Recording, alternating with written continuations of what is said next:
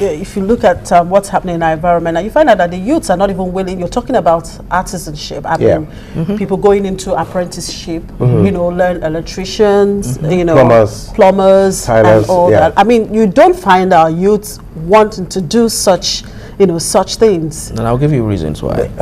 You see, let's go back to basics, like Mike had said. Factors of production. What are the factors of production? Normal business study, high school. Number one is land. Land talks about resources. Land talks about the normal land. Talks about the capital.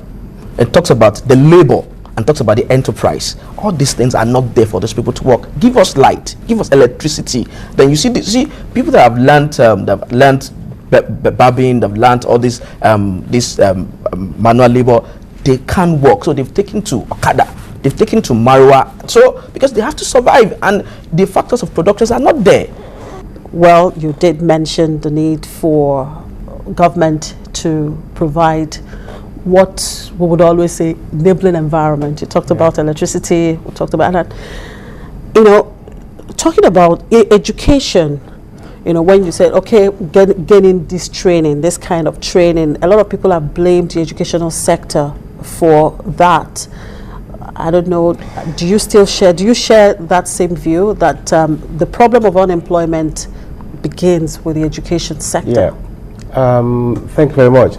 I think if I may have to reiterate again, I think on this platform I've actually mentioned it quite a few times. The foundation of that problem goes back to our technical schools.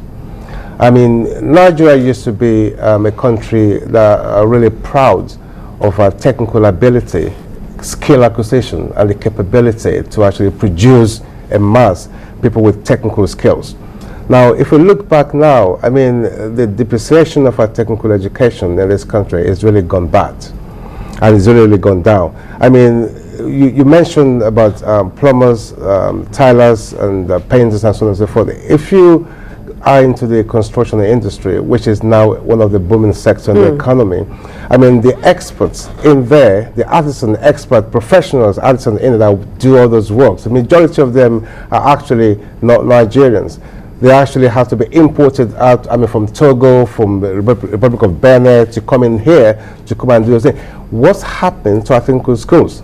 Right, okay. Now, if we now move away from there a little bit to our normal formal educational sector, universities and so on and so forth.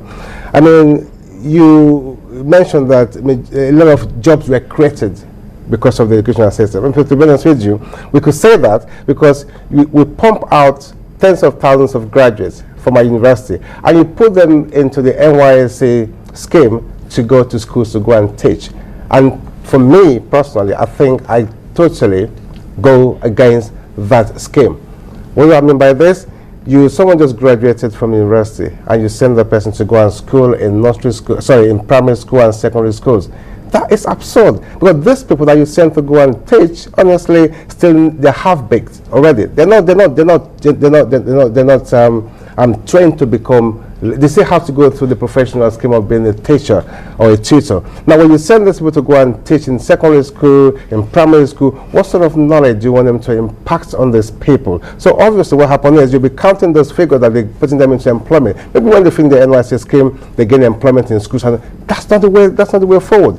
We have a system which you want to be a tutor, you go through the educational system like College of Education, or you study BEd in university, and you have to go through that process. So I'm not going to agree with that figure. That education created more jobs. It's actually creating a time bomb that's going to explode soon, that's going to put everybody in a jeopardy status. So are you trying to say that it's actually the NYSC students that are actually included in this survey, actually, as people being given a job in the education sector? Because these days they ask them to go to schools. To schools, yeah.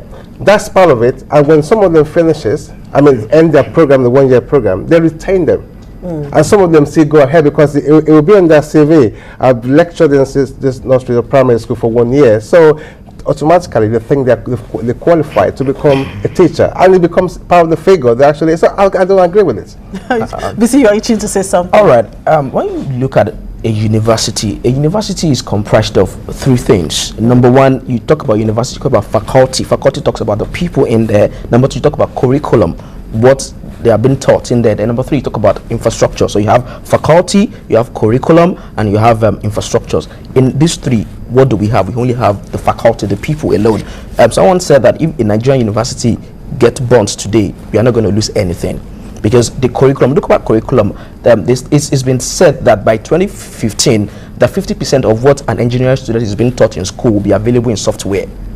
Look at AutoCAD, look at things. Now you could tell a software to say, this is the kind of house I want to build, this is what I want, and a software will produce it for you. Are we producing our graduates to be that competitive?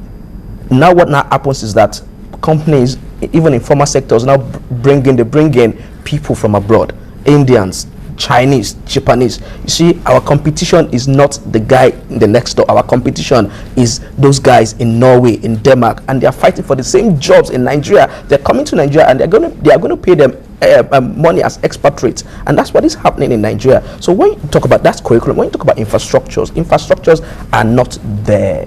They are not there at all. So now we need to do intentional training. We need to look at our curriculums. We need to look at our values. We are producing people to come out and to become employees.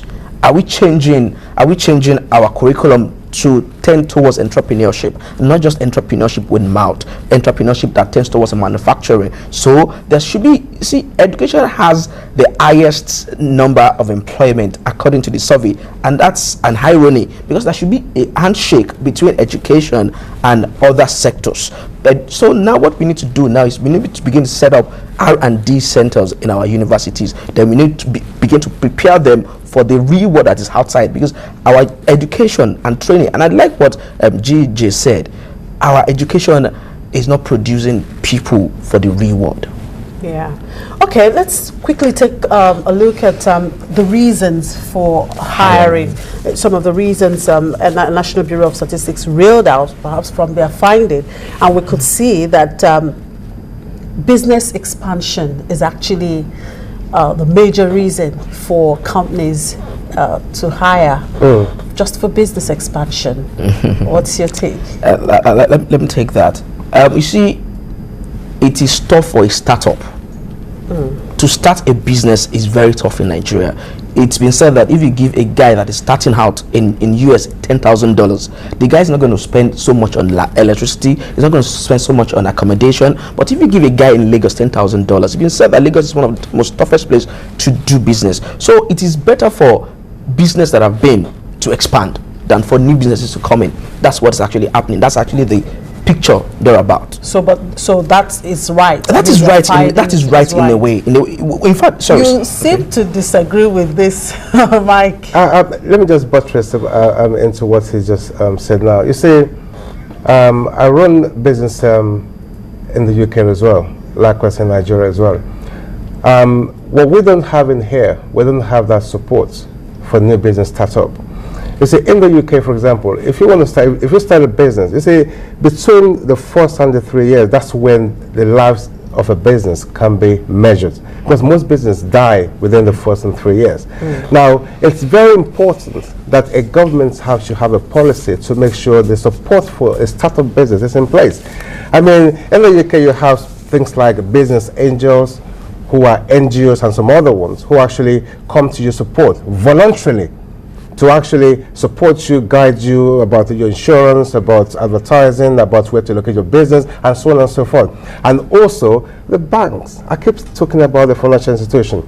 I mean, we can't have the double-digit interest rate and you expect a business to prosper, right? And the reason why most business collapses in Nigeria is they borrow the money from the bank and they can't afford to pay back, so they go down the drain. And so it's a policy that the government needs to look into to begin to actually appreciate that the fact that the banks are not really helpful to the economy. Well, of course, looking at that statistics again for reasons for hiring, that buttresses the need for skills acquisition. Yes. Say that's the second reason why organizations hire.